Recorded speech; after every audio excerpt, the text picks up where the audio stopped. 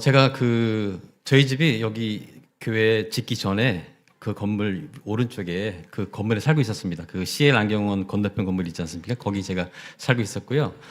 저 유치부 때부터 나와서 초등학교 6학년까지 여기서 살았고요. 중학교 1학년까지 이렇게 하다가 여기서 예배드리다가 제 아버지 교회가 그 모래내 성천교회였습니다. 지금의 가절 성천교회라고 있는데 목요일이 어디예요? 그러면 제가 이제 거기 오래 다녔기 때문에 성천교회입니다 이렇게 얘기를 하는데, 사실은 제 어떤 신앙이 형성되고 믿음이 들어간 때는요 가저동강교회가 맞습니다. 왜냐하면 유치부 때부터 이렇게 왔고요. 왜냐하면 제가 아직도 그 SFC 강령 외우고 있고요. 그 다음에 예수님 피로 하나 된 우리, 그거 아침에 웃으면서 그거 아직도 제가 부르고 있거든요. 그거 알면 목요일 아니겠습니까? 그죠? 그래서 이제 한번 와보고 싶다 그런 마음도 있었고, 설교도 할 수 있을까 싶었는데 또 설교도 할 수 있게끔 됐고요.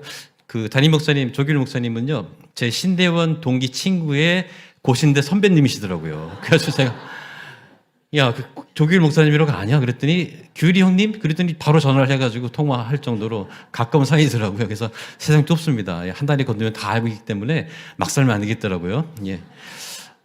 그래서 이제 제가 또 이렇게 오늘 오게 됐고요. 그 부모님께서 모교회로 옮겨야, 부모님 교회로 옮겨야 한다 이렇게 말씀하셔가지고 제가 버티다 이제 악착같이 버텼습니다. 제가 배신하는 게 아니라 저는 버틸 만큼 버텼는데요. 호적을 판다고 하셔가지고 어쩔 수 없이 그냥 그걸로 가게 됐고요. 이제 거기 가서 이제 저는 이제 총신 신대원 가서 이제 총신 나와서 이제 목사 안수 받고요. 그다음에 이제 멀리 떠나지 않고요. 저는 그 가련동에 세강교회라고 있습니다. 거기서 8년 사역했고요. 그다음에 부산 내려가서 부산에서 이제 부전교회라고 거기서 이제 부목사 하다가 이제 2018년도에 프랑스 선교사로 이렇게 파송받게 되었습니다. 그래서 좋은 교회, 큰 교회에서 이렇게 또 사역하게 됐고요. 어떻게 보면 제 어떤 신앙의 뿌리가 이제 고신측 또 이렇게 가저동강교회에서 배웠던 그것들, 그리고 이제 여기서 외웠던 말씀들, 제가 여기서 외웠던 말씀 그대로 다 갖고 지금도 외우고 있는 거거든요. 예. 그래서 오늘 또 교육위원회 또 헌신예배잖아요. 선생님들의 그 노력이 여러분 헛되지 않다라는 걸 제가 꼭 보여주고 싶다. 그런 마음으로 제가 왔습니다. 제 6학년 때 담임 선생님이 김영임 권사님이세요. 그래가지고 사진 아직도 있는데, 저보다 어렸을 때 권사님 사진이 있는데 제가 공개하려다가 제가 허락받지 않았기 때문에 공개 안 하겠습니다. 제가 같이 찍었던 사진이 있거든요. 그렇게 잘 자라고 왔고요. 여기서 신앙생활 잘하고 신앙의 뿌리를 잘 내리고 다른 데 가서 신앙 사역 잘하고 또 이렇게 선교사로 파송받고 또 이 자리까지 오게 되어서 여러분들께 인사드리도록 하겠습니다. 감사합니다, 여러분. 프랑스 선교사, 여러분 제가 프랑스 선교사처럼 생겼습니까? 그렇게 안 생겼잖아요. 저는 어디 중국 부잣집 아들처럼 생겼잖아요. 그래서 중국 선교사라고 그러면 좀 이렇게 어울릴 것 같은데 어울리지 않는 그런 나라에 가서 이제 선교사 하게 되게끔 인도를 받아가지고 좀 선교사 하고 있는데, 프랑스 얘기하면 또 제가 할 말이 엄청 많은데요. 오늘 또 헌신 예배이기 때문에 선교에 관련된 거면 제가 저희 선교 얘기를 다 하겠는데 말씀 위주로 제가 준비해 왔기 때문에 잠깐만 말씀드린다면, 제가 이제 프랑스 간 이유는 뭐냐면, 제가 이제 목사 안수 받고 난 다음부터 계속 청년 사역만 했습니다. 16년 동안 목사 받고 청년 사역만 했는데, 청년들을 데리고 단기 선교를 많이 가다 보니까 동남아시아 쪽 선교지는 제가 다 다녀봤어요. 다 다녀보고 일본도 가보고 그다음에 프랑스도 단기 선교 갔다 왔는데, 갔던 나라 중에 선교지는 맞는데 선교사가 제일 없던 나라가 프랑스였습니다. 그래서 프랑스 다 가니까 이렇게 어두운 나라가 없는 거예요. 어둡고 영적인 아주 무게감이라든가 이런 것들. 근데 선교사는 정말 없는 나라. 그리고 우리나라에서는 선교지로 보지 않는 나라. 그래서 이제 제 아내랑 답사 갔다 오면서도 얘기했어요. 프랑스로 선교 간다면 누가 선교지라고 생각하겠느냐. 그리고 프랑스에 누가 선교비를 보내주겠느냐. 그래도 갈래? 그랬더니 가겠다고 해가지고요. 그러면 우리 전세비 가지고 가자. 그거라도 드리고 오자. 그런 마음으로 저희들이 이제 선교를 딱 갔는데, 그럼 잠깐만 얘기한다면 프랑스는요, 무슬림이 16%입니다. 16%. 그다음에 카톨릭 국가라고 하는데, 카톨릭 나가서 이제 정기적으로 예배드리는 사람은 5%밖에 되지 않습니다. 기독교는 1%예요. 1%. 전국의 교회가 3,000개가 있습니다. 3,000개라면 되게 많아 보이는데, 여러분 우리나라는 교회가 몇 개인지 아세요? 전국에? 7만 개 있습니다. 7만 개. 프랑스는 우리나라보다 인구가 좀 더 많은데 전국에 3천 개가 있는데 3천 개 중에서 반은 담임 목사가 없어요. 그래서 프랑스어 잘하는 신학생이 있으면 거기 가면 다 담임 목사 할 수 있어요. 그 정도로 다 비어 있습니다. 그래서 한 목사님이 2개의 교회를 왔다 갔다 하면서 설교하는 경우도 있습니다. 그리고 이제 제가 가서 주로 하는 사역은 뭐냐면 프랑스 교회에 가서 프랑스 교회의 부모가 자녀를 가르칠 수 있는 성경 자료 이런 것들을 저희들이 만들고 번역해서 드리는 작업을 그런 일을 해요. 그러면서 저희가 만드는 그 성경 게임 같은 거를 프랑스어랑 영어로 번역해서 그거를 아프리카에 보내는 사역을 하고 있습니다. 그래서 프랑스 제가 이제 처음에 딱 갔을 때 처음에 난민 사역하러 갔는데 난민 사역하시는 선교사님이 저랑 사역하지 않겠다고 하셔가지고 저희가 이제 프랑스 예배 드리다가 프랑스는 한 100명 나오는 교회는 굉장히 큰 교회예요. 근데 딱 가니까 주일학교가 없어요. 주일학교 교육자가 없어요. 주일학교 교사가 없어요. 공과도 없어요. 그냥 이렇게 오전에 와서 다 같이 찬양 부르다가 어른 설교할 때쯤 애들은 올라가세요 그래가지고 위에 올라가가지고 거기서 2부 순서하고 그 예배 설교 끝나면 아이들과 함께 집에 돌아가더라고요. 그러면 이 아이들만의 예배가 없고 공과가 없고 교육자가 없고 교사가 없어요. 누가 가르쳐야 되느냐? 결국엔 부모가 해야 되는 거 아니냐? 부모가 하지 않고 어떻게 하느냐? 프랑스의 교회들이 다 죽었고 그리고 뭐 다음 세대가 없어졌다 하더라도 지금 남아있는 애들이 있거든요. 한 10명만 나오더라도 그 아이는 어떻게 하겠느냐. 그래서 그 아이들이라도 꺼져가는 것 같은 그 아이들이라도 신앙 전수를 잘하고 교육시킬 수 있게 하자. 그런 마음으로 저희가 이제 그 다음 세대 사역을 하고 있습니다. 또 제가 이제 청년 사역을 했지만 청년 사역하면서도 이제 교육 디렉터를 좀 많이 했거든요. 그래서 제가 했던 것은 이제 교육 디렉터로서 그 부모가 자녀를 가르칠 수 있는 성경 자료들을 제가 한국에 있을 때 많이 만들었었어요. 제 아내가 또 디자이너여가지고 만들어가지고 또 그런 보급하는 일들을 이렇게 많이 했거든요. 근데 프랑스에 가보니까 그 일은 딱 프랑스에서 해야겠더라고요. 프랑스 교회에서 해야겠더라고요. 예, 그래서 이제 제가 이제 프랑스에서 이제 그런 사역을 이제 감당하고 있습니다. 예, 그래서 이제 지금 이제 아프리카까지 이제 저희 이제 게임을 보내고 있고요. 아프리카에는 23개 나라가 불어권 나라고 23개가 영어권 나라예요. 프랑스랑 영국이 지배를 많이 했기 때문에 그래서 저희가 만든 영어 게임, 그다음에 프랑스어 게임 이런 것들을 이렇게 보내서 선교사님들이 이렇게 사역하고 있는 것들 뭐 영상이라든가 사진 같은 게 보내오고 있습니다. 그래서 이제 다음에 또 혹시나 기회가 되면 뭐 성경신 예배 때 오시면 그런 건 이제 제가 보여드리도록 하겠습니다. 네. 아무튼 너무 감사드리고요. 네. 마칠까요? 네, 말을 너무 많이 한 것 같은데 설교 오후에 30분밖에 안 한다고 하셔가지고 아유 제가 설교를 설교하도록 할게요. 기도하고 말씀 전하도록 하겠습니다. 기도하겠습니다. 하나님 감사합니다. 오늘 또 귀한 교회에 보내주셔서 또 말씀 전하게 하시니 감사합니다. 하나님 그리스도의 피로써 만드신 이 교회 가운데 믿음을 지키고 신앙을 지키며 지금까지 왔는데 하나님 앞으로 가저동강교회가 다음 세대에게 말씀을 온전히 전하며 다음 세대가 더 부흥할 수 있는 그러한 교회 될 수 있도록 주님 도와주시옵소서. 참 피곤하고 힘든 시간이지만 하나님 이 시간 우리가 말씀에 집중하여 들을 수 있도록 주님 도와주시옵시고 이곳의 공개조차도 성령 하나님께서 주관하여 주시어서 주의 말씀에 은혜 받고 돌아갈 수 있는 귀한 시간 될 수 있도록 주잡아 주시옵소서. 감사드리며 예수님의 이름으로 기도합니다. 아멘. 여러분 신명기 오늘 말씀인데요. 여러분 신명기는요 모세가 3번 쓴 설교를 만든 책이 신명기라고 알고 있습니다. 그래서 모세가 죽기 전에 썼기 때문에 모세의 고별 설교다. 그리고 모세의 유언이다. 그런 말이 붙어 있어요. 또 여러분 신명기의 그 신자가 새로운 신자가 아니라 거듭 신자입니다. 그래서 거듭해서 다시 한번 말씀했다. 그래서 다시 율법을 말한 책이다. 이렇게 정의를 해가지고요. 그냥 가나안 땅 들어가기 전에 그냥 지나가는 책 정도로 생각하고 있습니다. 그러나 여러분 신명기는요. 그냥 고별 설교 정도, 그냥 유언 정도, 그냥 율법을 다시 한번 반복하는 정도 그런 책이 아니에요. 여러분 신명기는요. 이제 가나안 땅이라는 가장 중요한 땅을 들어가야 되는데 여러분 그 땅을 들어가는 이 백성들의 상태를 보면서 정말 그냥 들여보내면 안 되기 때문에 너희들이 뭔가를 준비하고 갖추고 들어가야 되는데 너무 안타까운 마음으로 하나님께서 백성들을 광야로 다시 부르셔가지고요. 모세를 다시 나오게 하셔가지고요. 다시 말씀하신 것이 바로 신명기입니다. 여러분 신명기가 얼마나 중요했으면요. 이제 120살이 돼가지고요. 한 달 후에 죽을 모세예요. 근데 모세를 다시 불러가지고 다시 와서 다시 말씀해. 그래서 3번이나 했던 설교가 신명기서예요. 그럼 신명기가 또 얼마나 중요했냐면요.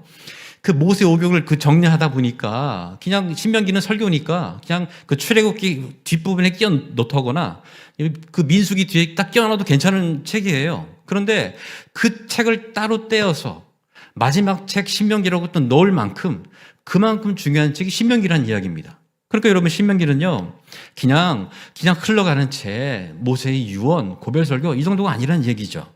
신명기는요 이제 가나안 땅 가서 평생 동안 계속 살아가야 할 그 백성들에게 그 어떻게 살아갈지에 대해서 말씀하신 굉장히 중요한 이야기예요. 그리고 또 신명기는요 가나안 땅 같은 이 시대를 살아가는 우리들이 어떻게 살아가야 하는지에 대한 말씀이 바로 신명기라는 것입니다. 그래서 여러분 신명기는요 굉장히 중요한 책이에요. 그럼 신명기는 어떤 내용이 나오느냐? 신명기는요 그 하나님께서 부르신 이야기부터 출애굽 이야기, 그런 율법들, 그런 얘기 나오면서 하나님께서 그 백성들에게 가나안 땅 들어가서 해야 할 사명 이야기를 넣은 것이 바로 신명기서입니다. 사명 이야기. 오늘 여러분 그 사명 이야기를 좀 제가 하려고 하는데, 그럼 이 시대의 사람들은요 사명 받기를 되게 싫어합니다. 그렇죠? 네, 사람들은요 그 맡겨진 큰 임무라고 생각하기 때문에 사명을 되게 싫어해요. 이러면 사명을 받았다고 한다면 첫 번째 어떻게 해야 되냐면 하나님의 뜻에 내 뜻을 맞춰야 되거든요. 그러면 쉽지 않습니다, 이거. 두 번째는요, 내 전의 삶과 전하다는 삶을 살아야 되기 때문에 사명을 하는 것은 늘 어려워요, 힘들어요. 이런 사명은요, 헌신이 따르게 돼 있어요. 희생이 따르게 돼 있습니다. 내 시간이나 물질이나 어떤 그 삶을 드려야 하기 때문에 희생과 손해가 따르는 게 사명이에요. 그러니까 사람들이 흔쾌히 사명 가지려고 하지 않습니다. 그러면서 사명은요, 그 과정이 굉장히 힘들어요. 쉽지 않죠. 이런 사명은요, 참아야 돼요, 어떨 때는요. 사명은요, 어떨 때 또 계속 기다려야 돼요. 사명은요, 완수하기 위해서 어떨 때는요, 내 자존심까지도 버려야 하는 게 사명인 것이죠. 그래서 사람들은요, 사명 얘기하면 사명의 사자만 꺼내도 뒤도는 게 우리 사람들의 그 마음인 것이죠. 근데 여러분, 이 사명이라는 말 자체가 참 딱딱하고 어렵지 않습니까? 그런데 이 사명이라는 말보다도 좀 더 부드럽고 따뜻하고 더 성경적인 그런 말이 있는데 다른 말이 뭐냐? 바로 하나님의 부르심이라는 말입니다. 이런 사명은 하나님의 부르심이에요. 그래서 하나님의 부르심이라고 한다면 이런 하나님의 부르심은요 나를 만드신 분의 부르심이에요. 나보다 나를 잘하신 분이니까 그분이 부르셨다고 한다면요 흔히 받아들일 수 있는 거죠. 두 번째는 하나님의 부르심은요 내 인생에 대한 분명한 뜻을 알고 있는 분의 부르심이에요. 하나님 부르심. 하나님 부르심은요 내 인생을 책임지시는 분의 부르심이에요. 그렇기 때문에 여러분 하나님의 부르심이라고 한다면 하나님의 부르심에는 완벽함이 있는 것이죠. 그리고 그 하나님이 부르셨을 때는요 내 삶에 복이 되는 거예요. 그리고 하나님의 부르심은요 그 부르심이 있었을 때에는요 내가 감사와 순종으로 나갈 수 있는 게 바로 하나님의 부르심입니다. 여러분, 이 하나님의 부르심과 사명이라는 얘기를 오늘 좀 하려고 하는데, 이 하나님의 부르심보다 오늘 사명이라는 말이 더 익숙하기 때문에 제가 사명이라는 말을 좀 하려고 하는데, 오늘 말씀 가운데 이스라엘 백성들에게 주는 사명이 6장 1절에 나옵니다. 6장 1절 말씀을 같이 한번 읽겠습니다. 시작. 이는 곧 너희의 하나님 여호와께서 너희에게 가르치라고 명하신 명령과 규례와 법도라. 너희가 건너가서 차지할 땅에서 행할 것이니. 1절에 보게 되면요. 사명은 이겁니다. 차지할 땅에서 행할 것, 이거예요. 어떻게 보게 되면 같이 써 있기 때문에 차지할 땅에서 행할 것이 같은 것을 보이지만, 그냥 저는 다르게 보고 싶어요. 차지할 땅과 행할 것 두 개로 나눠서 보고 싶습니다. 차지할 땅과 행할 것. 이 가나안 땅에 들어갈 때 이스라엘의 관심과 하나님의 관심이 달랐습니다. 이 가나안 땅에 들어갈 때 하나님이 생각하는 사명과 이스라엘 백성들이 생각하는 사명이 달랐어요. 그래서 여러분 오늘 하나님의 사명, 이스라엘 백성들의 사명, 하나님의 관심, 이스라엘의 관심 따로 비교해 보려고 해요. 먼저 이스라엘의 관심, 이스라엘의 사명입니다. 여러분 이스라엘의 관심은 어디 있었느냐? 차지할 땅에 있었어요. 차지할 땅. 여러분 그 사람들은요 그 땅에 들어가서 사는 게 그들의 목적이었습니다. 그리고 그 땅을 정복하는 게 그들의 사명이라고 생각을 했어요. 여러분 그러나 하나님께서 그 백성들을 갖다가 가나안 땅에 넣는 것이 목적이었다고 한다면요. 목표가 그거였다고 한다면요. 7일이면 가능한 거였어요. 걸어서 7일만 걸어가면 들어갈 수 있는 땅이 가나안 땅이었거든요. 그러면 그냥 끝나는 거였습니다. 그런데 그럼 굳이 40년 동안 거기서 이렇게 돌게 할 필요 없지 않습니까? 불러냈는데 얘네들이 말을 잘 안 들어요. 그러니까 기분 나쁘니까 그래 너희 좀 힘들어 봐라. 그리고 이제 40년 동안 이렇게 돌린다? 그렇지 않죠. 그게 왜냐하면 하나님의 목적은 가나안 땅에 그냥 무조건 넣는 게 목적이 아니었기 때문에 돌리는 거예요. 그리고 그 정복은요 이스라엘의 사명이 아니었습니다. 가나안 땅은요 처음부터 하나님께서 이스라엘 백성들에게 주시는 땅이었어요. 너희들이 가서 너희들이 힘으로 스스로 정복해서 싸워서 이겨가지고 다 끄집어내라. 그렇게 말씀한 적이 없어요. 출애굽기 13장 11절 말씀에 제가 읽어볼게요. 여호와께서 너와 내 조상에게 맹세하신 대로 너를 가나안 사람의 땅에 인도하시고 그 땅을 내게 주시거든. 너에게 주겠다는 뜻이에요. 또 출애굽기 23장 30절 말씀에 내가 번성하여 그 땅을 기업으로 얻을 때까지 내가 그들을 내 앞에서 조금씩 쫓아내리라. 내가 쫓아내겠다는 거예요. 니들이 쫓아내라는 말이 아니에요. 자, 레위기 25장 38절입니다. 나는 너희의 하나님이 되며 또 가나안 땅을 너희에게 주려고 너희에게 주겠다는 뜻이잖아요. 신명기 11장 23절 24절입니다. 여호와께서 그 모든 나라 백성을 너희 앞에서 다 쫓아내실 것이라 너희의 발바닥으로 받는 모든 것은 다 너희의 소유가 되리니. 그냥 너희들은 들어가서 발바닥으로 밟기만 하면 된다는 거예요. 내가 다 주겠다는 뜻이에요. 너희들이 스스로 싸워서 정복하라, 차지하라 이런 말씀 나와 있지 않습니다. 그냥 들어가면 되는 거예요. 그래서 들어가면 되는데 여리고성 앞에 갔을 때는 어떻게 했습니까? 하루에 한 바퀴씩 돌고 마지막 날 7바퀴 돌고 소리 지르니까 여리고성이 무너졌어요. 그 기브온이랑 전쟁할 때는요 어떻게 했냐면 갑자기 하늘에서 막 이스라엘 백성들이 싸우려고 막 나갔는데 하늘에서 우박이 막 떨어지면서 희한하게 우박이 떨어지는데 이스라엘 백성들은 맞지 않고요 기브온 사람들을 맞고 쓰러지는 거예요. 그래서 이겼어요.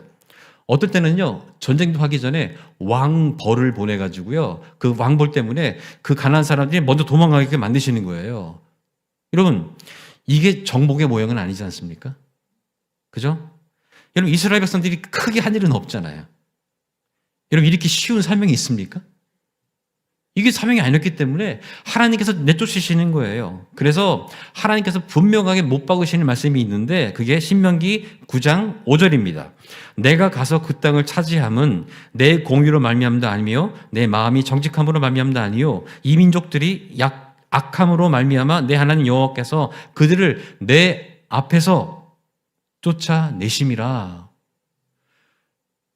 내가 쫓아내겠다는 거예요. 너희들이 한 게 아니라는 얘기예요. 그렇기 때문에 그러나 여러분 이스라엘 백성들의 관심은요 사명은요 가나안 땅에 있었어요. 가나안 땅. 여러분 이 시대의 사람들은요 그 사람들의 관심이 어디 있는지 보면 알 수 있습니다. 그리고 어디에 많이 모이는지 보면요 이 시대를 알 수 있어요. 그리고 사람들이 어떤 돈이든 시간이든 어디에 많이 투자하는지 그걸 보면 이 시대를 알 수 있습니다. 그리고 이 시대 사람들이 어디에 즐거워하는지 또 무엇을 위해 최선을 다하는지 보면요 그 시대의 어떤 흐름은 사람들의 흐름을 알고 있어요. 그럼 이 시대 사람들은 어디에 많이 모입니까? 이렇게 질문해야겠죠. 여러분 어떤 유튜브 채널에 많이 구독을 합니까?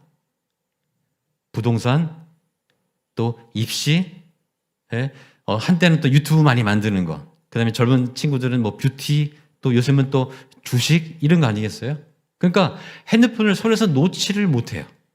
계속 보는 거예요. 어딜 가든 보는 거예요. 근데 이게 그 영상 보는 것으로 끝나면 좋겠는데 그러다 보니까 사람들의 삶의 방향이 삶의 목표가 글로 가고 있는 거예요. 자, 여러분 이렇게 사람들이 즐겁게 한다, 시간을 들인다, 감정을 들인다, 삶을 걸고 한다, 돈과 시간과 모든 걸 다 희생하면서 한다, 이런 모습을 보면서 이런 모습을 교회적인 용어로 뭐라고 말하느냐? 사명이라고 합니다. 사명. 여러분 이 시대의 사명은요 집 사는 것 같습니다. 대학 입시 같아요. 그렇게 철저할 수가 없어요. 이 시대의 사명은요 뷰티 같아요. 이 시대의 사명은 주식 같아요. 맞죠? 삶을 드리잖아요. 최고의 관심사잖아요. 교회에 나오는 시간보다 더 많이 쓰잖아요.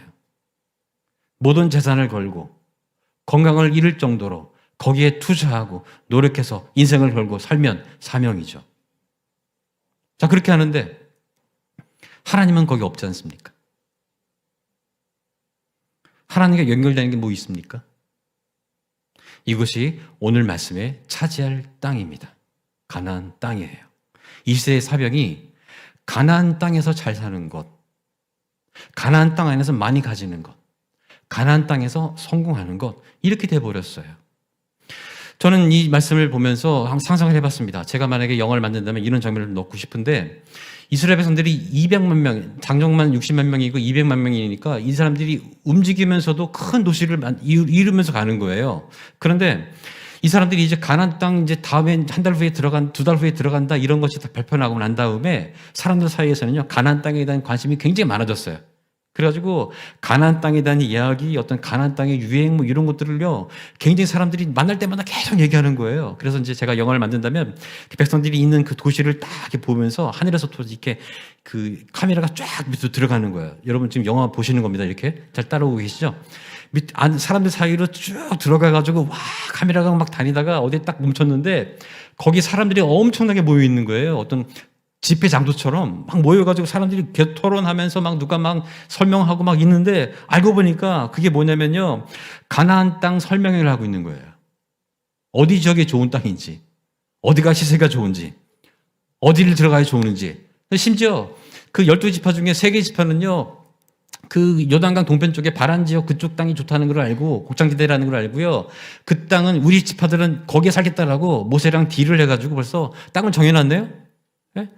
또 카메라가 또 쭉 들어가다 보니까 어디 가가지고 쭉 돌다 보니까 어디 딱 멈췄는데 애들이 굉장히 많은 거예요. 많은데 거기 아이들이 모여가지고 뭘 하고 있느냐, 가나안 언어 학교를 하고 있는 거예요. 언어가 중요하니까 거기 들어가서 언어 못하면 안 되니까 그 언어 학교를 하고 있는 거예요. 언어 배워야 되니까 지금부터. 그리고 어디를 또 카메라 쭉 가다 보니까 또 어디 딱 멈췄는데 그 젊은 여자애들이 굉장히 많이 있는 거예요. 많이 있는데 거기서 여자들이 뭘 하냐면 가나안 유행에 대해서 막 얘기하고 있는 거예요.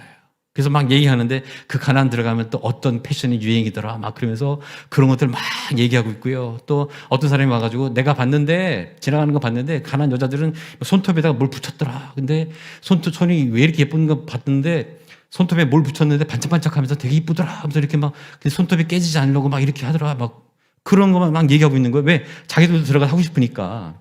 그리고 가나안 여자들은 뭐 그렇게 눈이 크다네요. 눈이 크고 막 예쁘다고 막 그러는 거예요. 그래서 자세히 알고 보니까 눈에다가 눈썹에 뭘 붙여가지고 이게 움직일 때마다 그렇게 예쁘다는 거 아니겠습니까? 그 사람들이 모여가지고 그거 막 얘기하면서 자기들도 들어가서 그거 하겠다고 그러고 있는 거예요. 자, 이스라엘 사람들의 관심은요, 가나안 땅입니다. 이제 그들에게 하나님은 없어요. 출애굽은 다 잊었습니다. 옛날 이야기예요. 십계명 없습니다. 하나님의 은혜는 잊었어요. 하나님은 이런 모습을 보시면서 모세에게 나오라고 하셔가지고 다시 말씀하시는 거예요. 가나안 입성을 2달 앞두고, 모세의 죽음을 1달 앞두고 다시 말씀해 주는 것입니다.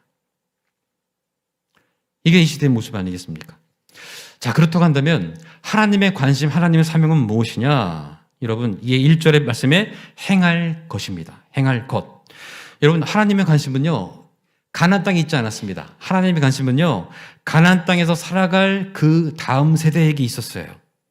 여러분, 출애굽했을 때부터 가나안 땅까지 들어갈 때 세대는요, 크게 세 세대로 나눌 수 있습니다. 첫 번째 세대는요, 출애굽을 경험한 세대입니다. 이 세대는 애굽에서 태어났고 출애굽을 경험했어요. 그리고 광야에서 대부분 죽은 세대예요. 두 번째는 광야를 경험한 세대입니다. 광야에서 태어났고 광야를 경험했고 십계명과 성막과 제사를 받은 세대예요. 세 번째 세대는 가나안 땅에서 광야에서 태어났거나 가나안 땅에서 태어날 그런 세대인데, 이 세 가지 세대가 있는데, 하나님의 관심은요, 가나안 땅에 들어가서 앞으로 살아가야 할 그 다음 세대에게 관심이 있는 거예요. 왜냐하면 이들은요, 출애굽을 경험하지 못했거든요. 이들은요, 십계명, 성막 이런 걸 모르거든요. 그래서 여러분, 가나안 땅에서 계속 살아갈 그 다음 세대들에게는요, 경험하지 못했기 때문에 누군가 말을 해줘야 되는 거예요. 누군가 출애굽을 얘기해줘야 되는 거예요. 얘기해줘야 알 수 있는 거예요. 그리고 십계명도 얘기해 줘야 되고요. 예배 드리는 것 이것도 스스로 보여줘야만 그들이 따라할 수 있는 거 아니겠습니까? 그렇기 때문에 그 가나안 땅 들어가기 전에 하나님께서 부모들에게 세워놓고 먼저 하라고 말씀하고 있는 거예요. 그렇다면 그 사명이 뭐냐? 2절 말씀입니다. 우리 2절 말씀을 같이 한번 읽겠습니다. 시작. 곧 너와 내 아들과 내 손자들이 평생에 내 하나님 여호와를 경외하며 내가 너희에게 명한 그 모든 규례와 명령을 지키게 하기 위한 것이며 또 내 나를 장구하게 하기 위한 것이라. 너와 내 아들과 내 손자들이 3세대죠. 3세대를 이어가면서 하나님을 경외하고 말씀을 지키는 것, 이게 뭡니까? 신앙 전수죠. 신앙 전수. 두 번째, 신명기 6장 6절부터 7절입니다. 오늘 내가 내게 명하는 이 말씀을 너는 마음에 새기고 내 자녀에게 부지런히 가르치며. 하나님께서 이 백성들을 보시면서 얼마나 답답했는지요. 얼마나 중요했냐면요. 이 말씀을 다시 말씀하시는 거예요. 이제 가나안 땅 들어가면 너희는 다음 세대들이 살아가야 할 텐데 그것을 알려줄 너희 부모들이 먼저 말씀이 마음에 새겨라 이거예요. 너희들이 모르면 가르칠 수 없으니까. 너희들이 먼저 마음에 말씀을 새기고 들어가야 가르칠 수 있으니까 먼저 말씀을 마음에 새겨라. 그거예요.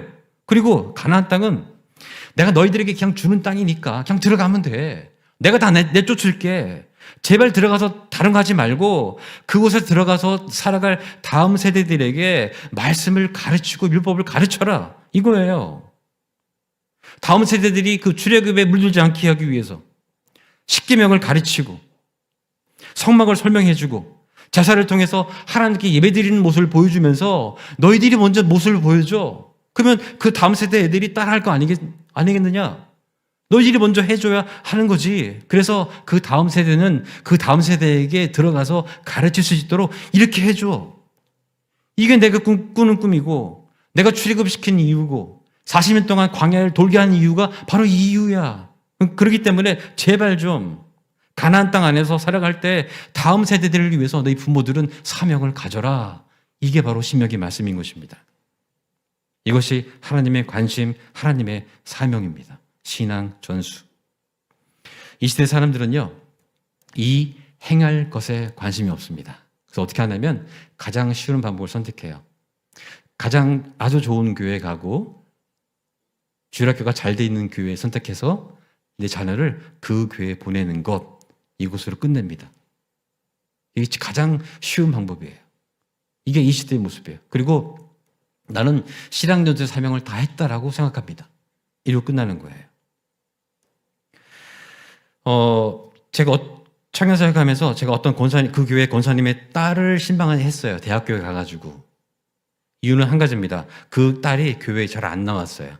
제가 그래서 그 권사님 딸을 만났는데 그 권사님은요, 교회에서 신앙생활 정말 잘 하시는 분이세요. 성경도 많이 알고요. 직분도 있고요. 그런데 자녀의 신앙 교육은 세상 부모들과 똑같이 하시더라고요. 그냥 목표는 좋은 대학 가는 거였어요. 그리고 좋은 직장 보내서 괜찮은 어떤 여건에 있는 남편 만나서 결혼하게 만드는 거, 이게 그분의 목표였더라고요. 그분의 사명이더라고요, 보니까.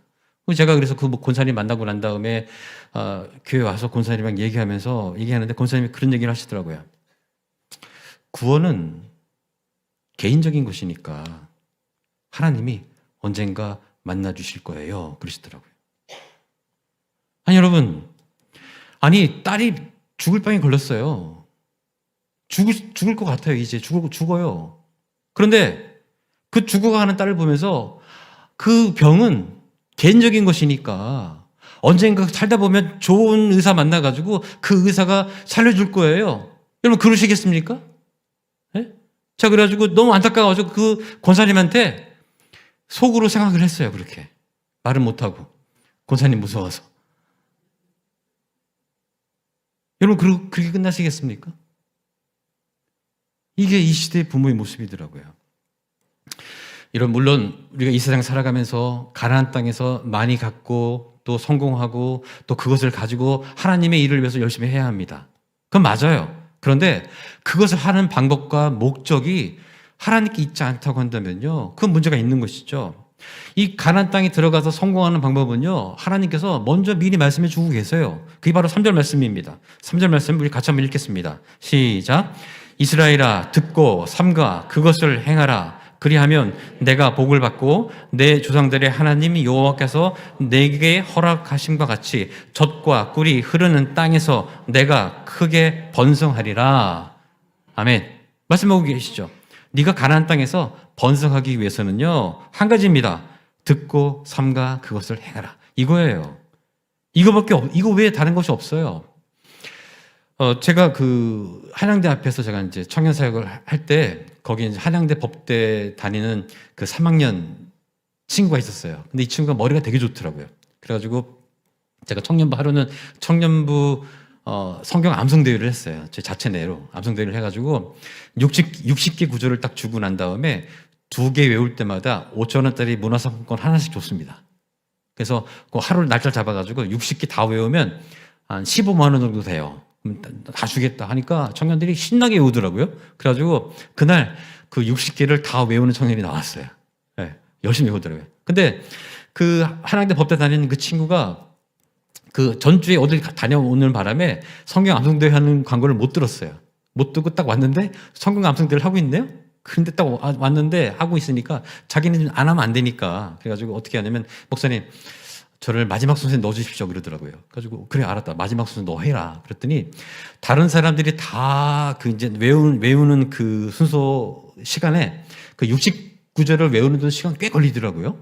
그 마지막에 그 시간대에 성경을 외우는 거예요. 외워가지고 마지막 시간에 딱 나와가지고 딱 시켰는데 그 자리에서 8개를 외우더라고요. 8개를 외워가지고 8개를 암송하더라고요. 머리가 굉장히 좋더라고요. 그래서 제가 고등부 고등부 예배 시간에 예배 끝나고 난 다음에 공부 잘하는 법 와서 강의 좀 해줘 그랬어요. 고등부 친구들에게 도움이 되라고. 그래서 이 친구가 와가지고 공부 잘하는 법 강의 이렇게 해줬어요. 그래서 공부 잘하는 법 강의를 딱 했는데 뭐 이렇게 어떻게 해라 뭐 이렇게 흘러간다 이렇게 설명하다가 맨 마지막에 자기의 간증을 딱 하더라고요. 어떤 간증이었냐면 자기 엄마는 전도사님이신데 늘 자기한테 하는 말이 무슨 말이냐면 누구누구야 너 이렇게 공부 열심히 하고 많이 하는 거는 하나님 없으면 아무것도 아닌 것 알지? 이거를 계속 얘기해 주셨다는 거 엄마가. 그래서 자기는 공부하는 이유가 하나님 때문에 한다는 거예요. 성공을 위해서 하는 것도 아니고 엄마를 위해서 하는 것도 아니고 하나님 때문에 공부한다는 거예요. 그리고 맞췄어요. 그러니까 아주 은혜롭게 맞췄어요. 그러니까 공부 잘하는 법을 가장한 간증을 이렇게 해준 거죠. 이렇게. 그리고 이제 그 4학년 딱 됐을 때 제가 신방에서 식사하고 있을 때 식사를 딱 하는데 저한테 그러더라고요. 목사님 결정했습니다. 그러더라고요. 그래서 뭘 결정했냐 그랬더니 저 사법고시 보기로 결정했습니다. 그러는 거예요. 가지고 그래? 그러면서 자기가 사법고시를 봐야 하는 이유에 대해서 설명하는데 제가 오늘 시간이 길어서 말씀 못 드리는데 하나님 때문에 한다는 거예요. 그래서 제가 그래? 그렇다고 한다면 그런 이유로 한다면 너 사법고시 봐라 그러는 얘기했어요. 그리고 자기는 한 번만 보겠다는 거예요. 이게 한 번 봐서 안 되면 안 되는 거래요. 그래가지고 그래 그럼 내가 허락할 건 아니지만 봐라 그냥. 그래가지고 사법고시를 딱 봤어요. 1차 딱 보고 난 다음에 연락이 왔어요. 목사님 1차에 합격했습니다. 딱 그 연락이 온 거예요. 그래 알겠다. 근데 3차까지 있는데 3차는 면접이기 때문에 2차가 제일 중요하다는 거예요. 가지고 그래 그럼 2차 같이 기도하자. 그랬더니 이제 2차 시험을 보고 난 다음에 연락이 딱 왔어요. 목사님 2차에 합격했습니다. 그래서 한 번에 딱 붙은 거예요. 사법고시에. 그 이제 놀라운 건 뭐냐면 자기과에 자기 여자친구가 있었거든요. 여자친구도 같이 시험 봤는데 둘이 같이 붙었어요. 그리고 둘이 사법연수원에 딱 들어간 거예요. 하나님을 우선순위에 두고 하나님을 위해 공부하니까요. 이렇게 하나님께서 만들어 주시더라고요. 예. 여기서 끝난 줄 아셨죠? 이야기가. 다음 이야기가 있습니다. 제가 이제 교회를 옮기고 난 다음에 그 교회에 들어가서 이제 너무 은혜로우니까 다시 불렀어요. 우리 교회 와가지고 너 그때 했던 간증 다시 한번 해라 그랬어요. 그래가지고 그 교회에 딱 갔을 때 주일 오후 예배 때 이 시간대 뭘 했냐면요. 공부 잘하는 법 특강을 시켰어요. 그러니까 공부 잘하는 법 교회 특강 하니까 사람들 다 오더라고요. 다. 애들 다 오죠. 전교인들이 다 와가지고 앉아가지고 그렇게 집중해서 듣는 거 처음 봤습니다. 설교도 그렇게 안 들을 것 같은데 공부 잘하는 법을 가장한 간증이었죠. 가지고 그걸 얘기 다 하고 난 다음에 마지막에 누구누구야 이렇게 열심히 공부하는 것 하나님 없으면 아무것도 아닌 것 알지. 우선순위는 하나님이다. 이걸 간증을 하고 끝났어요. 그리고 그날 이제 했던 어떤 사례비 같은 것도 다 헌금하고 가더라고요. 그리고 이제 저녁에 이제 제가 식사 사주면서 얘기하는데 목사님 이제 사법연수원 졸업인데 마지막 시험을 봐야 되는데 마지막 시험을 잘 봐야 됩니다. 그러면서 1등부터 5등까지는 판사가 되고 그 다음부터는 검사가 되고 그 다음은 변호사로 간다는 거예요. 그래서 한 번의 시험이기 때문에 판사에 들어가야 한다는 거예요. 그래가지고 그래 알았다 그러면 같이 기도하자. 그리고 이제 기도하고 이제 사법연수원 마지막 시험을 다 보고 난 다음에 나중에 전화가 딱 왔습니다. 뭐라고 왔을 것 같아요? 목사님 저 판사 됐습니다. 그러고 연락 온 거예요. 한 번에 다 된 거예요. 이스라엘아 삼가 그것을 듣고 행하라. 그리하면 내가 복을 받고 젖과 꿀이 흐르는 땅에서 내가 크게 번성하리라. 여러분 듣고 삼가 행하면 하나님이 만들어주시는 거죠. 저는 그 아들이 잘했다고 생각하지 않습니다. 그 부모의 그 신앙교육, 신앙 전수가 그렇게 만들어도 생각을 해요. 판사 되고 난 다음에 한마디 더 하더라고요. 목사님 뭐 법적으로 궁금하시거나 문제가 생기시면 저한테 언제든지 연락 주십시오 그러더라고요. 아직까지는 제가 판사님께 연락할 만한 일이 생기지 않고 있었습니다. 예. 아들 그렇게 열심히 공부하는 것 하나님 없으면 아무것도 아닌 것 알지. 내가 학력이 높고 많은 것을 안다고 생각하지만 하나님을 모르면 정작 아무것도 모르는 것 알지. 여러분 이 시대에는요 자녀에게 부모가 이렇게 말하기 쉽지 않은 시대입니다. 이런 건 잘못 얘기했다가 괜히 설교 듣고 집에 가가지고 이런 말 잘못 얘기했다가 공부 조금 덜 할까 봐, 예? 공부 좀 쉴까 봐, 성적 좀 떨어질까 봐, 입시에 지장 줄까 봐 이런 거 눈치 보면서 말 못하는 부부들 굉장히 많습니다. 그러나 말씀을 듣고 행하면 복을 받고 땅에서 내가 크게 번성하리라. 이 말씀 한 구절만 믿고 이 말씀 붙잡고 순종하는 부모, 그리고 그 말씀 하나 붙잡고 공부하는 그 자녀는요 하나님께서 분명히 책임져 줄 줄 믿습니다. 저는 이 말씀을 묵상하면서 그 모세의 그 입장에서 한번 생각해 봤어요. 이제 나는 이 세상을 떠나게 되는데 내가 한 120년 살아보고 내가 하나님도 만났고 하나님과 대화도 나눠보고 하나님과 함께 살아도 봤고 사명도 가져봤어. 그런데 내가 이 죽음을 앞두면서 이제 내 뒤를 따라올 이 백성들에게 너희들도 이런 죽음을 준비하면 좋겠다라고 하는 말씀 같더라고요. 이거죠. 너희들도 나와 같이 죽음을 맞이하게 될 텐데 죽음을 위해서 지금부터 신앙 유산을 설계해라. 전 이렇게 보여지더라고요.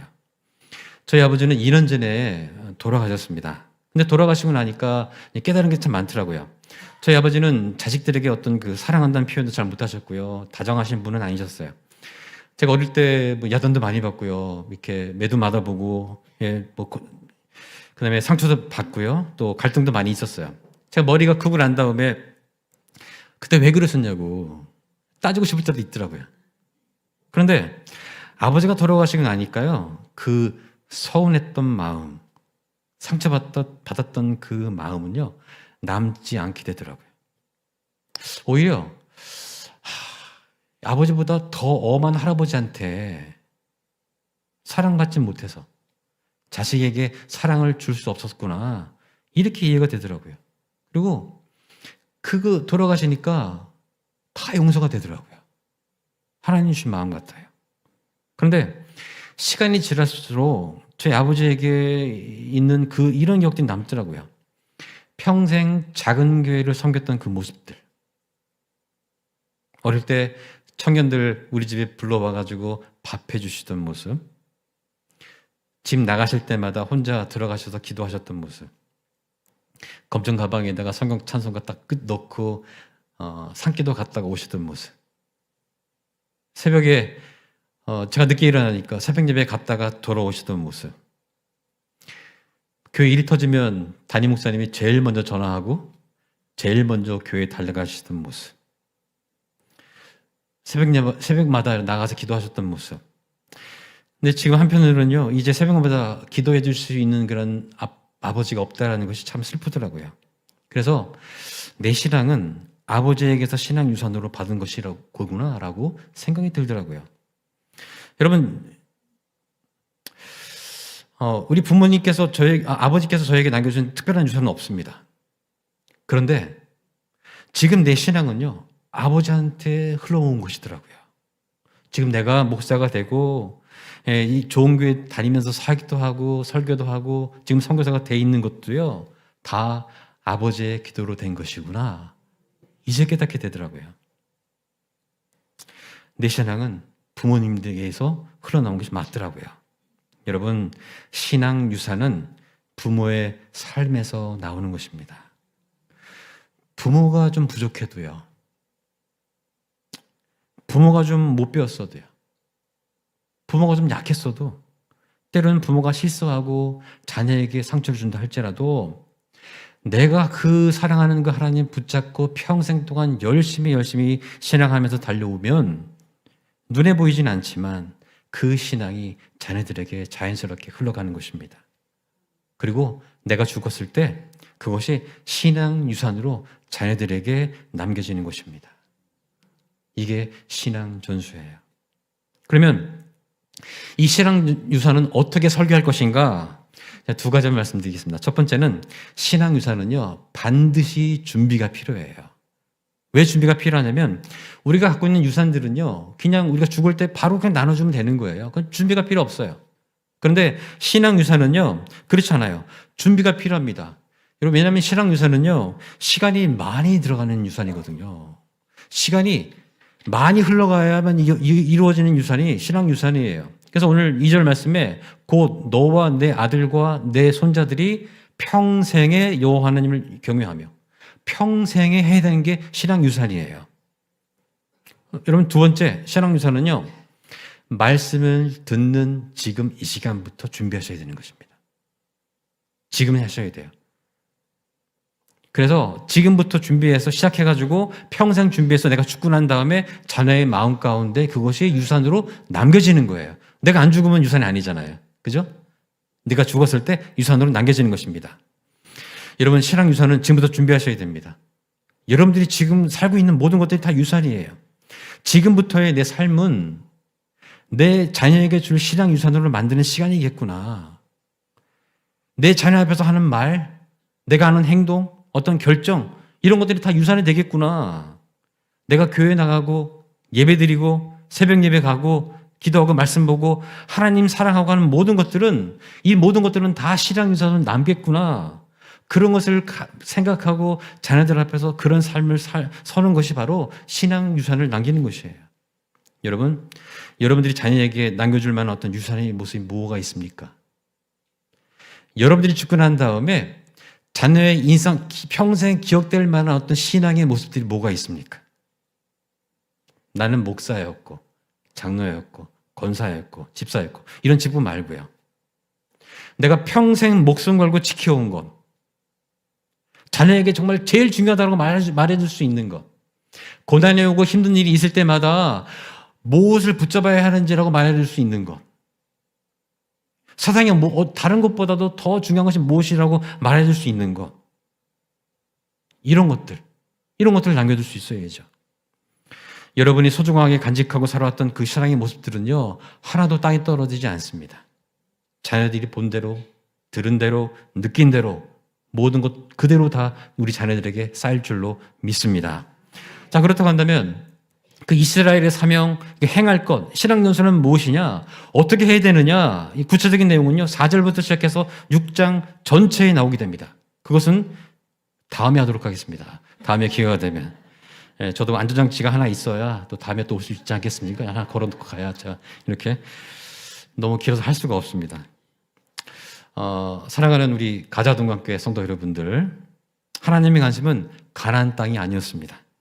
하나님이 생각하시는 그 이스라엘의 사명은요, 가나안 땅 정복이 아니었습니다. 가나안 땅에 들어가서 살아가야 할 그 다음 세대에게 있었어요. 여러분, 우리의 사명도 가나안 땅이 아닌 줄 믿습니다. 우리는 가나안 땅에 살고 있지만 가나안 땅에서 성공하는 것이 우리의 사명이 아니에요. 우리가 그것이 목적이 아니란 얘기예요. 그런데 여러분, 왜 가나안 땅을 위해 사십니까? 여러분, 왜 가나안 땅을 더 가지려고 하세요? 왜 여러분 가나안 땅에 더 성공하려고 하십니까? 어찌 보면 우리 자녀들에게 하나님이 없고 우리 자녀들이 그 세상에서 더 성공하려고 그 아둥바둥대고 가난 이 세상에서 더 가지려고 노력하고 더 인기 얻으려고 노력하는 것들은 우리 부모들이 지금까지도 아직까지도 가나안 땅을 붙들고 있어서 그런 거 아니겠습니까?